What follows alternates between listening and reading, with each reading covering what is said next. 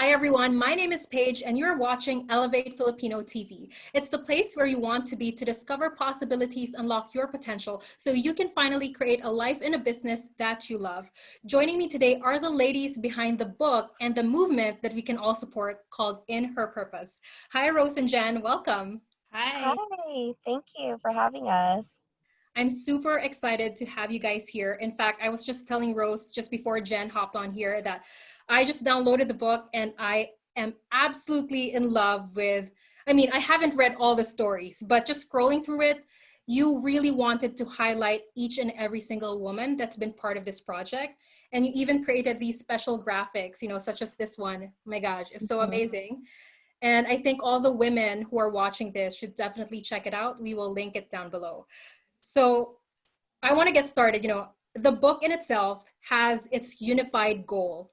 But what really stood out for me when I was having a conversation with the both of you ladies last week was that what sparked that fire to create this book actually was very different for each of you. So I would love to give the stage to you to share with our audience today what sparked that fire to create In Her Purpose. So for me, it really started with a search for a mentor. And I work in the corporate setting where I'm typically one of the few females and one of the few people of color in the room. And so as I matured in my career, I saw few and few women and few, like basically nobody that looks like me high up there. And so I reached out to Rose and I asked her if she knew anyone that would mentor me. And Rose and I, as a background, both of us are cousins, and most of our family comes from. Are you tight? Yeah. Like we're really close in age, and we both grew up in SoCal together in LA. And so most of our family, like I was saying, they come from the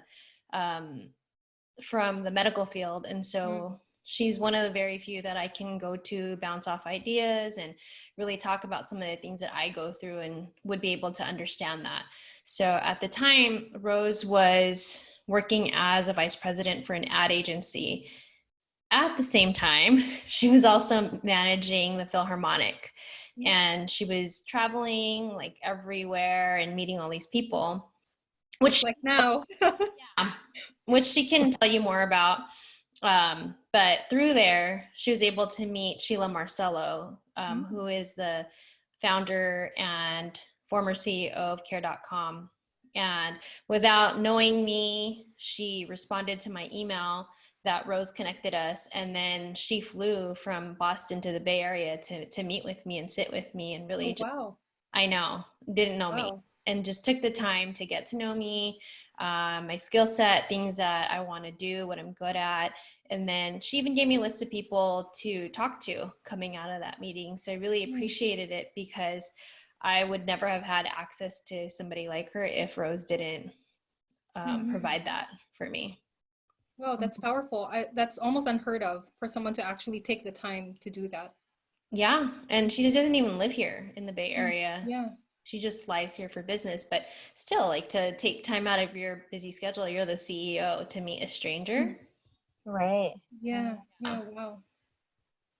Yeah. That's fascinating. Do you want to share your story, Rose? Yeah. So, so my story out of this actually started way back when I was like 18 years old. I started my first company without even knowing that I started my first company. I actually needed to make money, extra income, just so that I can, use it to, spend on stuff that I wanted to do or things that I wanted to buy. And I did not want to ask my parents for money. And it also stemmed from me learning what a credit card was. And being 18, you're allowed, as an adult, you're allowed to apply for credit. And I did not know what that was until I started using it. And then my mom had found a bill where I owed, maybe a couple $100. And she's like, I'm not going to pay for this. You need to figure out how you're going to pay for this because I'm not going to pay for it. so then that's what actually pushed me to start my own business to make more income to help pay that. Plus I wanted to, go out and do stuff. So when I did that, I didn't know that it was a business. It was just for extra income. So, but I decided to go to college because the rule is you go to college, you graduate, you land a corporate job, you climb the corporate ladder, and then you retire with your 401k. And along that, you're supposed to have a family and live happily ever after with your 401k, right? So along the way of doing that, I ended up feeling stuck and incomplete. I was like, what am I doing this for? I'm feeling like I was meant to do more than just, make money for huge companies, or not even be able to serve people one by one like I was doing when I started my own business when I was 18. When I was 18, I started my own business by teaching kids how to dance. And I had one-on-one time with them, and I was helping them build courage and also helping them develop a skill. But I didn't have that feeling when I was doing that for a corporate. And along that time, that's when Jen was, looking for a mentor as well. And I had already started working with the group, the Philharmonic. And then I was able to travel and, have more flexible schedule. And then I just started meeting these women, and I was like, who are these women? And they're like, making executive decisions, and they're happy. They're loving what they're loving or doing, and they're loving, they're having families, and they're having a great time doing it and making a difference in the world. So I wanted to find out more about them. So I Googled them, and I found nothing at all. There was no such person in the Google world looking What for were you these. Googling exactly? I was Googling their names. Okay. So I would only find like their Facebook or like their LinkedIn, but I didn't find like a story. I wanted to find how they got to where they were at. I didn't want to know about, what position they are at, because I already knew that, they might be like CEO or a director, but how did they get there? So, and at the same time, I was reading books. I was reading a lot of books, and I was like, there has to be a book on Asian women. There has to be a book on Asian women who are successful, who are making, a big stamp in the world. And the only book I found was How to Marry an Asian Woman. Of course. So that it was actually I was already seeing that there was a problem, but when that happened, that was like the cherry on top. I was like, oh my gosh, there needs to be a change here. And that was in 2018, like the end of 2018. And that's when I actually told Jen about my vision, I guess. And then I was like, well, we could do it like in a year or so. And she's like, nope, we need to do it right now. And then I was like, okay, we have to do it right now. And so actually Jen's the real reason why we're here today, is because without her like supporting and like pushing me and driving me to actually start it, and for her to be so organized and, like just perfect at this is why we're here today. So, women helping women. Oh yeah. And Yeah. like there's certain things that you both have said that I want to dive deep in our conversation. But to start with Jen, actually, I'm curious, what was it exactly that made you say, I need to look for a mentor? Yes. So, Aside from you being the only person of color in the corporate space. yeah. So, I mean, when I was climbing, like moving up and just maturing in my career, I really felt, I don't want to say stagnant and like not really growing. But I really wanted someone that I could look to show me like, okay, you can have a career, you can also be a wife, you can be a mom, like you can have all that. And I didn't really have any healthy role models to show me that, because in the world that I come from, it's mostly male. And a lot of them, their wives stay home and take care of the kid, right? And so it made me think like, if I want to move up and be successful, then I can't be all those things. Yeah. And so, and I also didn't want to like give up my career and what I've worked so hard to do and stay at home and become a mom, you know, and now that I'm actually home and I see a lot of my coworkers that are home, being a parent is the hardest freaking job ever. I have two. It's tough. None right now, but just like when I hear, even like Rose's kids and like my coworkers' kids, like they're at home and they're going to school, and you're having to be teacher and mom and then still do your own stuff. Like I don't even know how you all manage it, but shout out, big ups to all of you moms out I think, Rose, this is why we're so grateful too of our lifestyle, you know, being able to have control of our time, and why I'm so passionate for people to jump into entrepreneurship or explore, you know, not the typical career pathway, because especially for us Filipinos, we value family, right? And it's like, even for me, like I was raised by a mom who was very busy. Like I remember, I was living in the Philippines at this time. I still remember her cell phone number when she was in the Philippines. I guess because I'm not really traumatized, but you know, I remember it would be 10 p.m. and I would still be ringing up her cell phone, asking when she'd be home, because she would leave at 5 a.m. and come home at 10 past 10 p.m. And I remember growing up, I was like, you know, as much as I love my mom, I don't think I want to work in the corporate world, because in my mind, I'm never going to see my mom, right? Like I don't want to be that, you know, I want to be present for my kids. And so, I mean, you're right, Jen. I'm not going to hide it. It's tough, you know, it's tough to be a parent. It's also very rewarding, but definitely if you have, you got to create that freedom, for you to be present for your kids. Otherwise, I mean, if I had a typical career, I do not know how I would do it, honestly. Yeah. And I'm wondering, did you even try to, I know that you wanted to grow and excel, but I wonder, did you try to figure it out by yourself? Or was your first instinct, I need a mentor? I mean, I've been trying to figure it out for myself for a long while, right? I mean, that's honestly like how I got to where I was. I had run out of mentors, maybe capped out, maybe in my 4th or 5th year of corporate. And when I moved into tech, that's when I really started to look for more mentors, especially because I felt alone, really. And yeah, mostly because I felt alone. And I mean, I was still fairly young going into tech, but there are a lot of young people in tech. But like what I was saying is that there's not that many that role model that you can be high up there and a mom and a wife and move up. And so when I met Sheila, I was like, she has hecka kids. She's like a boss. She's traveling from Boston to San Francisco. I was like, she's doing all this. I'm like, okay, they exist. I love that. And you know, let's move to Rose here. It's so funny when you share the story that when you search Asian women, you know, the first thing is all about how to marry an Asian woman. And I remember when I was starting this show, I was researching for Filipinas, you know, to interview.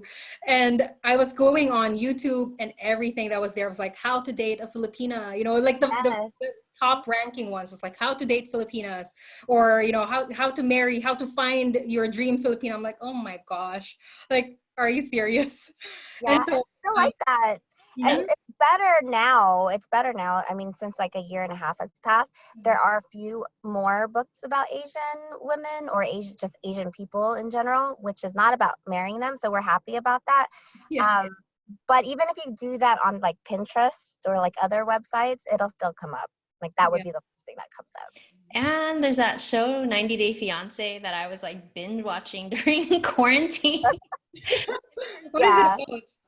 Oh my gosh. Okay, so there's this show called 90 Day Fiance where these people meet somebody that's like a foreigner, so like usually an American, and they meet these foreigners, and there's a rule here in the United States where if you want to get married, you bring them on a 90-day visa status. Okay.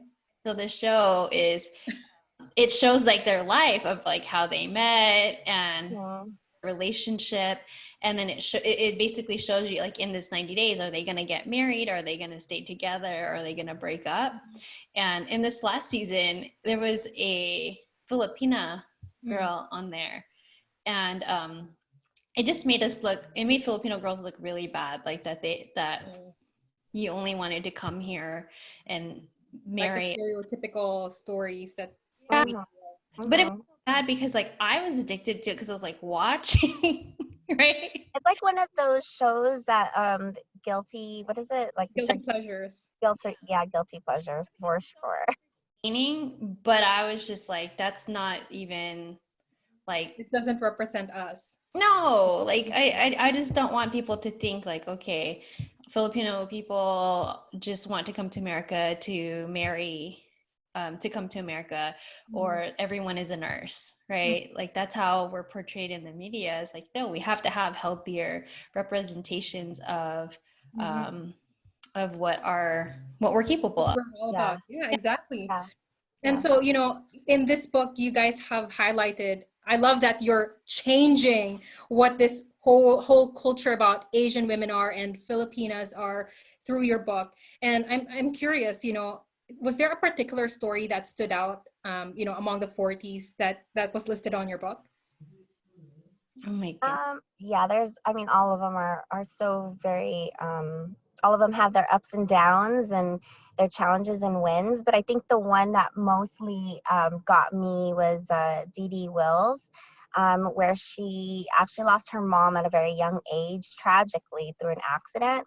And her whole life just changed like within a minute or within a second. And she was able to like thrive from that, you know, and then becoming who she is today. So she's now an executive director for a huge animal shelter that's out here in Southern California, and she's doing so great. And she's like taking care of her kids, and she has a beautiful family.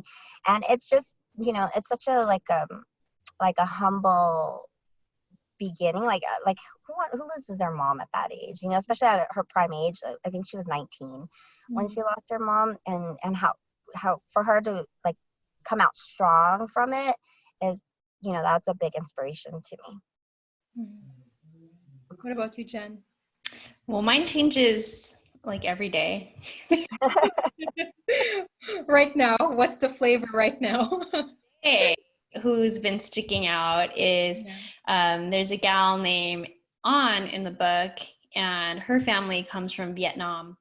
Ooh, I love this one. This is a good story too. You have to read this. It's in the beginning of the book, but basically their family was trying to escape from the Vietnam War. And the dad was working for the US Army at the time, but in Asia. And he was in another country and they got bombed. And so he couldn't even go home. Like he basically had to go to the United States straight from wherever he was. And he was apart from his family and his one kid at the time. And they lived apart for many years, and they had to find a way to reunite. And so this is before the internet and Google, all that stuff, right? Maybe even before cell phones, I think. Totally, yeah. It has to be before cell phones. And what happened is they had to find a shrimper, like a guy who has his own boat, and they snuck out in the middle of the night, and they escaped Vietnam through a boat. And this boat took them to like international waters, and then that's how they were able to get to Paris.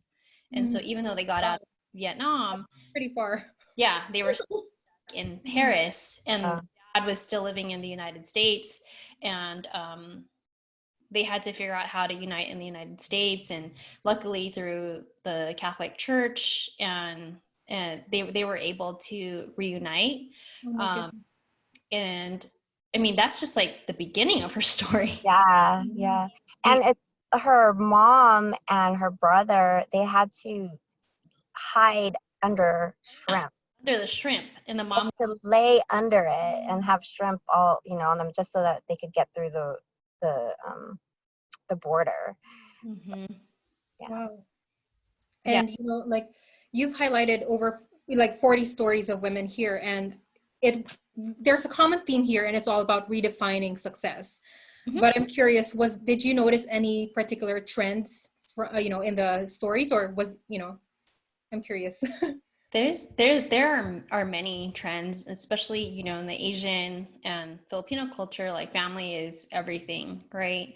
And you really put a lot of pressure on yourself to please your parents and make them happy. And so a lot of these women, they really were afraid to let their parents down and tell them, like, I don't want to go into nursing, or I don't want to be a teacher or engineer, right? And so that was like one thing. Like, they didn't want to let their parents down. And the second, a lot of when you ask that, we ask them all the same 25 questions. And in our interview, one of the questions is, who is a woman, past or present, that you look up to? And all 40 said my mom. All 40. All 40 Mm-hmm. said my mom. And so to me, like, that basically equates to, if you have a strong mom and a strong woman that's like a role model for you, you will become that, because that's what you see. Mm-hmm. And all of Wow. them, yeah. So those were like the main two things that stick out for me. How about for you, Rose? One of them is that all of them are very spiritual. So not only do they know that um, they know that there's something beyond just us, that there's a universe, there's God, there's something that they believe in that's higher, or that's a higher power than who we are. So a lot of them, I guess, a lot of them have to give their thanks to God, a lot of because they are who they are now, and where they're at is because of God. So a lot of the women are like that, and for me too. One of my foundations is because it's very spiritual, and it's about following in God, and God helping you get to where you need to be. Wow, that's really interesting. I love hearing that, you saw those trends, not just when it comes to diverging that path, like different career-wise, but first the mom, that caught me by surprise. I'm a mom, but even I am a little bit shocked that all 40 women said their mom. So that's really interesting. And knowing that, faith plays a big role, especially when it comes to, I guess just the culture and the upbringing of Asian women. And so, I'm curious, were these women like personal connections? How did you find these women? Was there an application? How did you gather them? It's a mixed bag. So Rose and I first started out with our network. Okay. And from there, once we started telling people about our project, they started to introduce us to more and more people. And it just was like a snowball effect. So that was one way. The other was basically me going on Instagram, stalking people and researching hashtags and following them for a while, seeing what they're about, what they stand for, just watching them for a while. Not in a big way at all. So, ladies, this book just recently launched, right? And it's a legacy piece. I know that many more generations after the generation watching this will have an opportunity to read the stories in this book. And in your own words, I would like to ask, what is your hope for this book? Ooh, that's a good question. My hope for this book is to be able to reach readers one by one and help them, help them build courage to go after what it is that they really want. To let them know that they aren't alone, and whatever it is that they actually want and that they think they can't do, they actually can, and we are here to help, support, and be there for her to help guide, or whatever it else is that she needs, we're here for her. So that would be my hope for the book. What about you, Jen? I would encourage young women, even someone in their career, like if there's something that you've always wanted to do or like an idea that you've had, to just do it and try it, because you don't want to like go through life regretting like not ever like pursuing like your passion or your interest. And regardless of another theme is, regardless of whatever it is that you choose to do, your parents will always love you, right? If you decide I don't want to be a nurse or whatnot, they're not going to disown you for that. So just do it. Love it.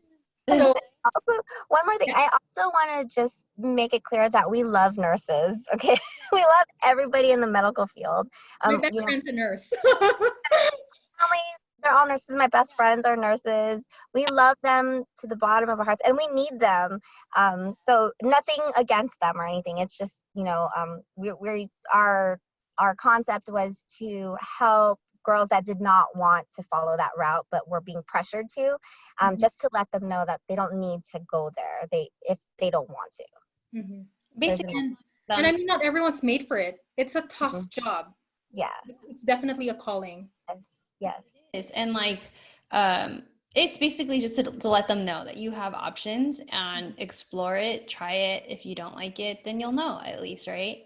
Mm-hmm. And there are 40 women who decided to do something outside of that, and some of them actually, we actually do have a nurse in the book, but she's not just a bedside nurse.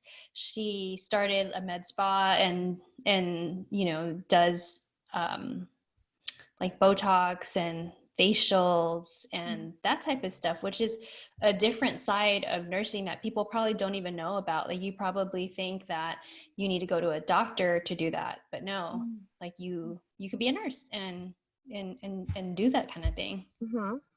Very interesting. Yeah, and you know, I absolutely love that. Even now, like I've interviewed 20 plus people here at Elevate Filipino TV, and there's a common theme definitely that I can see is coinciding with the stories that you have in the book. And so, you know, everyone watching this, even if you're not a woman, even if you're not a Filipina, you know, I'm pretty sure you had an awesome mom, right? And even if you did not, like if you were not born into a family with maybe parents that you can be proud of, right? It's a reality. What can we do? But you know, if you want to be part of shifting the culture and really changing the, I guess, the how media is representing Filipinas and Asian women in general, you know, definitely support them. You can find the book on Amazon, and I know that Rose and Jen here would have more information on how you can be part of their community. So do you want to share a little bit about that, how they can catch up with you? Yeah, so you can follow us. We have a website. It's www.inherpurpose.com, and you can follow us on Facebook and Instagram at In Her Purpose. Perfect. Perfect. So once again, guys, if you love this segment and, you know, like I said, you want to be part of this movement, check their book. I will link it all down below, and all their social media will be down below as well. And once again, share this please with your friends and your family, because chances are it's not just going to change your life, but it's also going to change your friend's life. And our mission here at Elevate Filipino TV is all about raising each other up. You know, that's the only way that we can shift the culture, if we collaborate, if we work together. And the goal here is so that we can all be elevated Filipinos. My name is Paige, and these are my friends Rose and Jen, and we'll catch you on the next episode. Bye. Bye.